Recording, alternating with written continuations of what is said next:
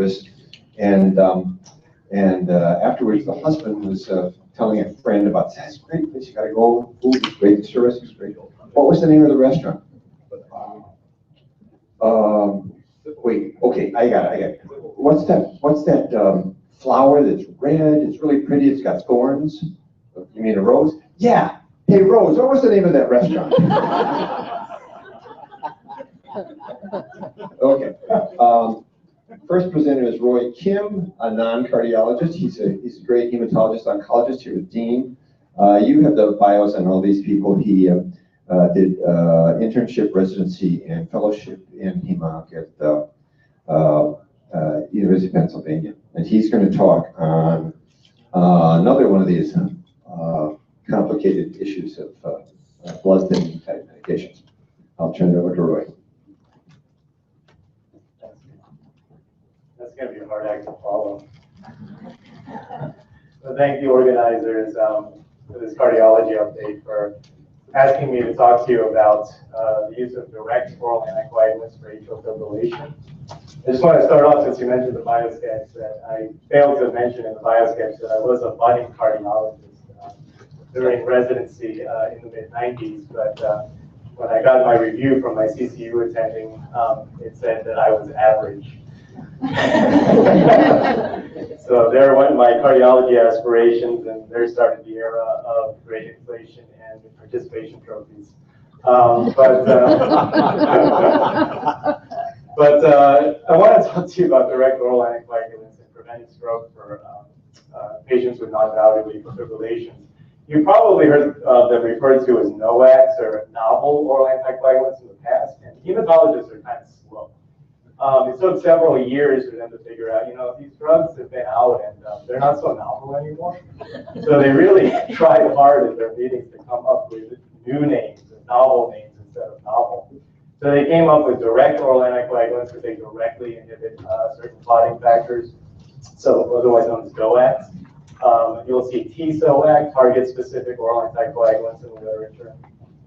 So I want to start off by saying I have no financial interest to disclose.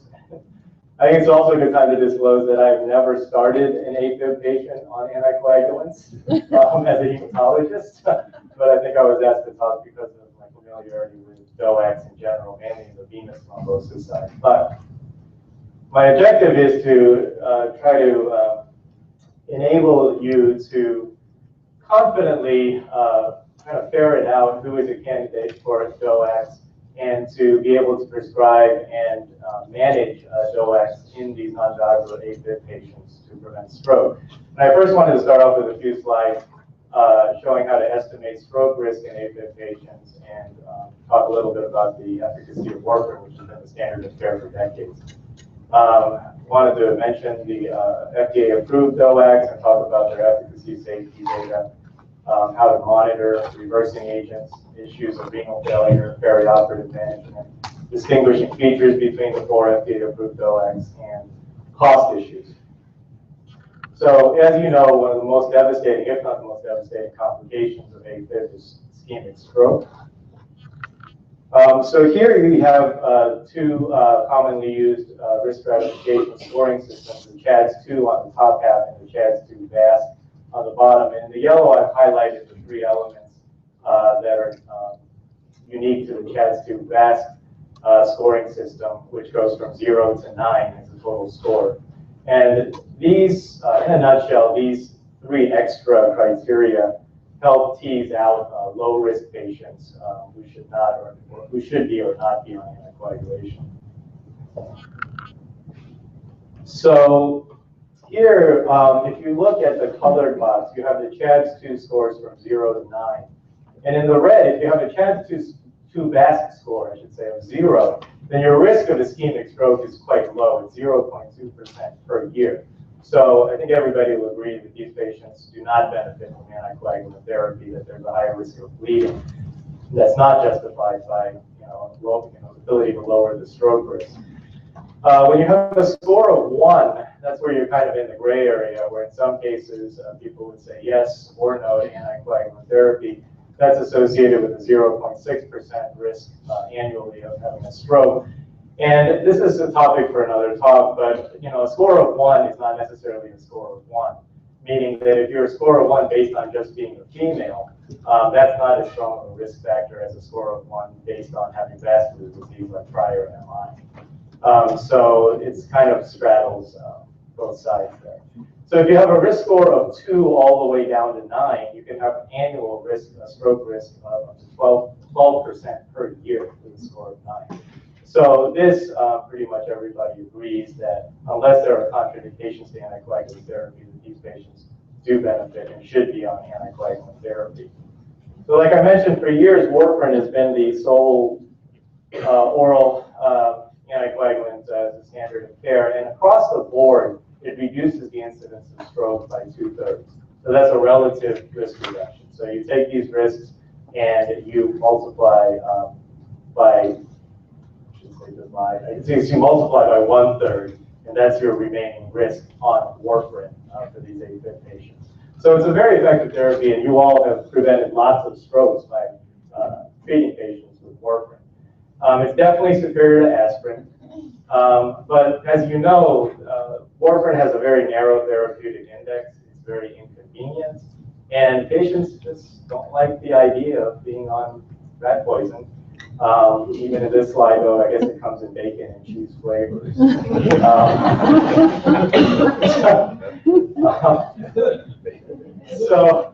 So this slide shows here, this is the INR on the x-axis. And when you have a normal INR, you can see in the red that the risk of stroke is quite high, and the risk of intracranial bleeding is quite low. But as the INR starts to go up, and here at the other end is greater than 3.6, your risk of stroke goes down because you're anticoagulated, but the risk of intracranial hemorrhages starts shooting up after you get to the 3.5 range. So that's how we come up with this sweet spot of an INR of 2 to 3. This is why we target it, to try to have the least amount of risk of stroke and least amount of intracranial hemorrhage. But even in the best hands, including our AC clinic, the INR is calculated to be in therapeutic range only about 2/3 of the time. So about 1/3 of the time, they're either below or above the target range, which kind of gives us a basis for why people still have strokes and sometimes have bleeding events on anticoagulation. So in our quest to find a more effective, safer, more convenient anticoagulant option for AFib patients, recent years, there's been development of target-specific drugs that directly inhibit factor 10A, such as Rivaroxaban, Efficacy, also Edoxaban on this slide, and also thrombin or factor 2A, which is inhibited directly by the bigatran.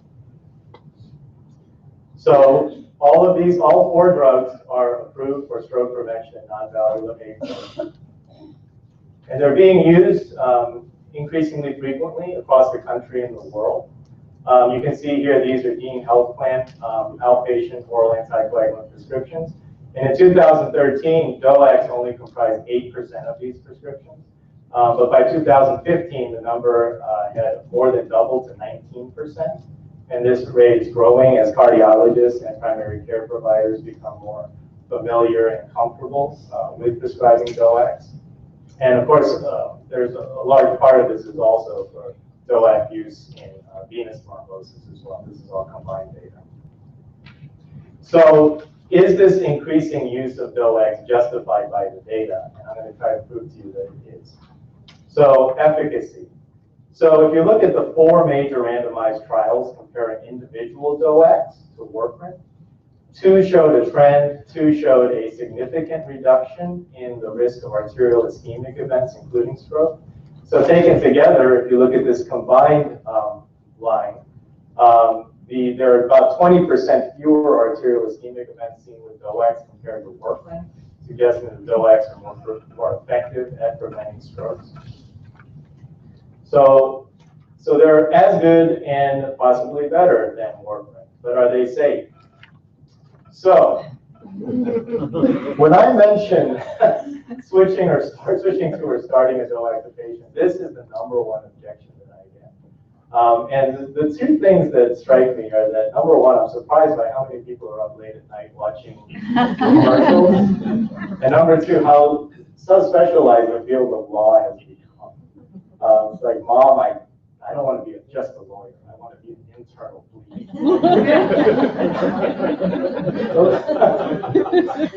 Well, let's look at the real data. What does it show? So, in the randomized study, compared to warfarin, DOACs have lower rates of major bleeding. They're going to come down.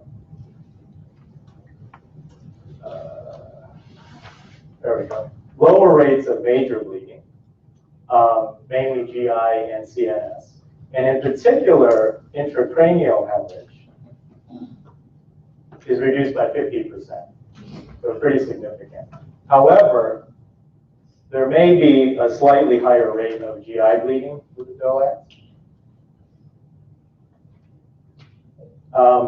Mirroring the reduction in intracranial hemorrhage, DOACs are associated with fewer bleeds that result in death or bleeding-related mortality, because if you think about it, most of the people that we lose from bleeding are a result of intracranial hemorrhage, which is really hard to treat. So the fact that the intracranial hemorrhage rate is lower probably speaks to the short half-lives of DOACs and also the imperfect reversal of warfarin once major bleeding takes place, especially in the brain. DOACs also have the advantage of having much fewer drug interactions. They mainly interact with inhibitors and inducers of P-glycoprotein and CYP3A4, but the list is much smaller. And there are essentially no clinically relevant food interactions, so the patients can eat as much spinach or salad as they want, or not at all. We're all familiar with monitoring warfarin with the INR. There actually are lab tests which detect the anticoagulant effect of DOACs, but there are no established therapeutic ranges. So we can't use any of these tests to say, let's target this number or that number and be confident that we're in the right range. Nonetheless, the superior efficacy and safety, which I just showed you data on of the DOACs, has been demonstrated with one-size-fits-all dosing, the absence of lab monitoring, and even the lack of an antidote. So situations, though, that where lab testing of some sort may be useful, maybe in the situation of major active bleeding on a DOAC, or patients on DOACs who require emergent surgery. So what we do have available is that here we have increasing serum levels of Rivaroxaban, and you can see that with increasing levels, the INR does actually go up. And these are typical peak and trough levels in humans. And you can see there's quite a nice linear correlation between Rivaroxaban levels and the INR. The problem is that when you get down towards trough levels, you start losing the sensitivity of the INR, and oftentimes you'll have a normal INR, even though there's still anticoagulant effect on board. So then comes in the heparin assay, or the anti-10A assay. You've probably seen that on the inpatient side. This is a much more sensitive test, because here you have the same trough, but here you have Rivaroxaban levels below a typical trough level in the patient, and you're still registering a result on the heparin assay, or the 10A assay. So this is the most sensitive test we have. We have it in our lab. It's a very quick turnaround time. And if you get a 0 reading or a less than, I forget what the lower limit is, 0.1 reading on the heparin assay, then you can be confident that any clinically relevant anticoagulant effect from the Rivaroxaban is gone. So basically, it's out of the system then, and you can take that out of the equation, especially if the patient's still bleeding, or if you need to clear them for surgery. So, owing to the shorter half-lives of DOACs, their effects dissipate if you stop them. The anticoagulation will go away within 1 to 2 days, assuming normal renal function, and often supportive care is enough to ride out the storm. However, if you're in need of more rapid and significant reversal of anticoagulation, there is an anticoagulant reversal set. So if you put in any of these terms into the search field under order sets, This is available in Epic on the inpatient side. And what comes down are a bunch of windows. This is just a few of them, but this facilitates the ordering of treatment specific for particular anticoagulants. In this case, prothrombin complex concentrates for Efficacy and Rivaroxaban for the Vigatran. So Rivaroxaban is a monoclonal antibody fragment, kind of like Digibind, which binds specifically to the Vigatran and neutralizes its anticoagulant effect within minutes. So you can see here, I guess I should use this. You can see here that, what did I do? There we go. I'm not going to use it. My hand is in sweat.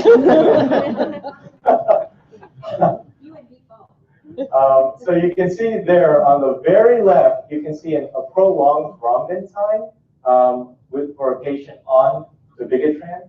So that's like a prolonged clotting time, kind of like a prolonged PPP. And after they get the Rivaroxaban, you can see that the thrombin time comes crashing down to normal within minutes. Okay? So very effective. That helped us get FDA approved. Similarly, on the right is andexanet alpha, which is an antidote for factor 10A inhibitors. And similarly, it brings down the 10A activity down significantly within minutes of infusion. This one has not been FDA approved yet, although I believe it should be available in the near future. There are other reversing agents, including potentially a universal agent, which can act against all DOACs and even enoxaparin that are in testing and coming down the pipeline. So that would be really convenient for them. One size would fit for all.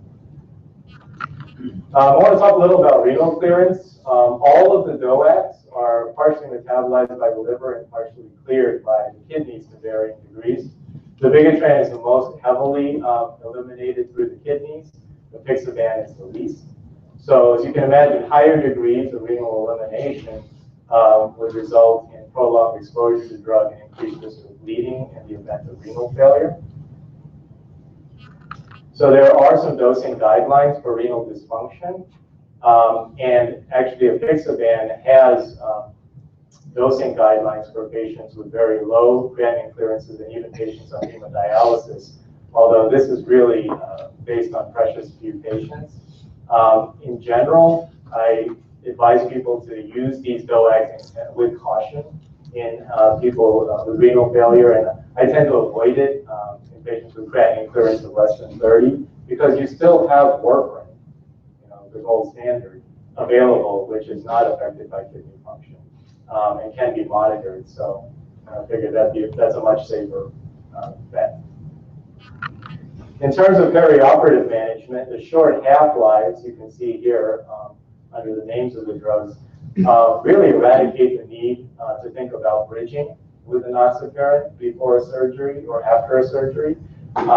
So, for instance, if you have normal renal function and a low bleeding risk surgery, basically you just have to hold the drug for 2, maybe 3 days if you're really worried prior to the procedure, and then resume the drug, again, without bridging, 1 to 3 days after the procedure or whenever hemostasis is achieved and it's deemed safe to go back on anticoagulation. If you have renal dysfunction, you just lengthen the number of days that you hold the drug before the procedure, 3 or 4 days. With higher risk bleeding surgeries, you can go out 4 to 5 days. So this is not a trick question. So a patient who you're having trouble getting to comply with warfarin therapy, are these patients that are good candidates to switch to DOACs? So I don't have a system here, but the answer is false, okay? Because if you think about it, again, I keep harping on the shorter half-lives of these drugs, is that if a patient misses 2 or 3 doses of DOACs, they are not anticoagulated and are completely unprotected against thromboembolic events. Whereas with warfarin, because of the long half-life, you can actually miss a dose or 2. Of course, we don't tell the patients that, but you can miss a dose or two, and you're not really, you're still anticoagulated, and you can make up for it. But with the DOACs, you don't have that. So I have had, some providers ask me, should I switch them to a DOAC because they don't require monitoring, since they're not, I'm having trouble getting them to come in for INRs or take their warfarin, or they're not being, honest with me. So basically, it's not a good idea to switch to a DOAC for these types of patients. Cost is a real barrier for many patients with AFib, who, as you know, tend to be older, have fixed incomes, and there are co-pay assistance programs available for the DOACs, but these exclude patients with federally funded prescription drug coverage, such as Medicare Part D. So these aren't available to them. So there are a subset of patients that just can't afford them. So distinguishing features between the 4 FDA-approved DOACs. The Bigatran requires twice daily dosing, has the highest degree of renal excretion, has a 60-day shelf life, and it must remain in its own bottle, meaning you cannot transfer it to a pill box. And it requires low molecular heparin bridging if you go by the way the studies were done. Rivaroxaban is the only one of the 4 that allows once daily dosing, but as the pharmacists in the room can tell you, that this creates at least some pharmacokinetic issues with higher peaks and lower troughs, because after when you just give it once a day, in order to be able to give it once a day, there's a wider range between the two. Efficacy is a twice daily drug. It has the least amount of renal excretion, and there are, like I said, there are dosing guidelines for chronic kidney disease and hemodialysis. Edoxaban is contraindicated if your renal function is too good, due to increased risk of ischemic stroke, and the creatinine clearance is greater than 95 in the studies. It also requires low molecular heparin bridging, and at the moment is not covered by any health plan, Navitus, or Wisconsin Medicaid. So if you see it, it'll probably be somebody else that's prescribing it. So unique advantages in terms of how to choose one or the other. So for the DOACs, it's one-size-fits-all dosing. There's no lab monitoring, which a lot of patients like. No food interactions, which a lot of patients like. Few drug interactions, which we all like. Rapid onset of action, meaning no bridging required. There's faster clearance from the system. There's less major bleeding, less intracranial hemorrhage, and less bleeding-related mortality. There's one reversing agent available and more on the way. Warfarin has the advantage of always being once daily dosing. And lab monitoring can be considered a plus because it gives us an extra layer of confidence that we're dosing it properly. And it also helps us check up on patients to make sure they're being compliant. It's by far less costly. Reversing agents are well known, FFP and vitamin K, although you do have to get to a medical center to get those. You can't give those in the field, so it doesn't help there. Renal dysfunction, it's my drug of choice. For patients at the extremes of weight, there have been very small numbers of patients in the DOAC trials who are morbidly obese or who are very low weight. And when you compound that with our lack of ability to monitor monitor the DOACs with blood testing, we're going out on a limb a little bit. So I tend to veer towards warfarin for patients at the extremes of weight. And absolutely, please, no DOACs for patients with valvular heart disease. The Bigatran study showed increased ischemic events in patients with mechanical heart valves. So there hasn't been a positive study or even a non-inferiority study that has supported the use of DOACs for patients with valvular heart disease, including those with prosthetic heart valves, mitral stenosis, decompensated valve disease that's going to require valve replacement in the near future. So my conclusions are, when you see a new patient with AFib, first thing you want to do is determine the stroke risk and the need for anticoagulation using the CHADS-2 VAS score. And choosing the type of antithrombotic therapy is really a prime example of shared decision making. Because the fact is, most patients are candidates for both warfarin and DOACs, and that we really need to discuss the risks of stroke and bleeding, and patient preference definitely comes into play. I would choose warfarin if the patient is already on warfarin for other reasons and is tolerating it well and their INR is well controlled. I would choose warfarin if the creatinine clearance is below 30, if DOACs are unaffordable, if they have mechanical valves, if the extremes of weight, if there are compliance issues or questions, and if they're on enzyme-inducing drugs, such as dilantin, HIV protease inhibitors. In terms of choosing a specific DOAC, features such as once daily dosing would make Rivaroxaban preferable, chronic kidney disease, Efficacy. But like I said, all of them are FDA approved and have their pros and cons. So in terms of monitoring patients on DOACs, the consensus guidelines say that we should be checking CBC, creatinine, and liver function tests every 6 and maybe out to 12 months if they have normal function. Periodic monitoring of the patient clinically to evaluate tolerance of the drug because they do have other side effects besides bleeding, including GI intolerance. To make sure they're being compliant and also to make sure the therapy is effective. The ultimate goal is to have all of this management performed by the AC clinic, including initiation of therapy, education, clinical monitoring, and peri-procedural management.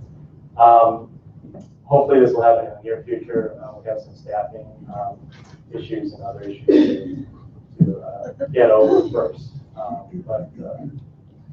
Yeah. And this is to remind us what's around the corner, and I'll be happy to field any questions. So a couple questions. Can you talk loud?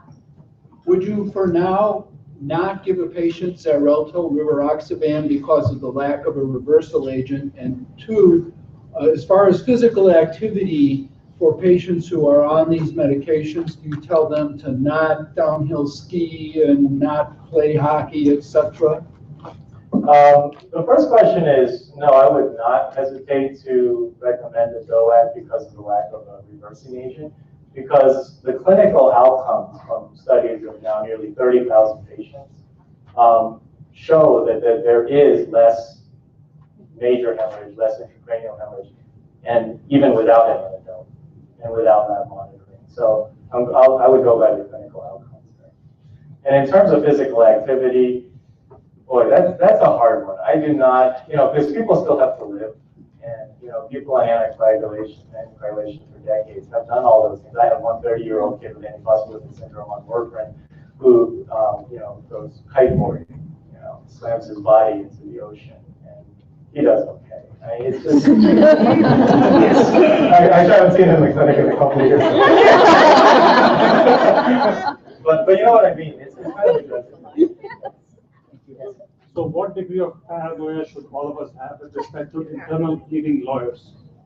Paranoia towards internal bleeding lawyers? Because that is something that really, I kind of cringe at the thought of that, because sometimes I'm awake late at night, and everybody knows it now. I don't know that we're any more vulnerable to it if a patient bleeds on NOACs than if they bleed on Lovenox or warfarin. You're going to get bleeding with all of these, and all the NOACs are FDA approved as long as we stick to the indications and guidelines. I don't know that we have to be more paranoid than we always have been. So especially people who have had disc surgery, spinal surgery, infusion, those kind of people, I think I would just completely avoid those for fear of litigation. And what would you go with instead? Yeah, that's a tough question, but I would go with Lovenox or maybe go with warfarin actually, if they really need it. If they are JADs, VAST, 2 or plus. If they are 1, I'll let them go.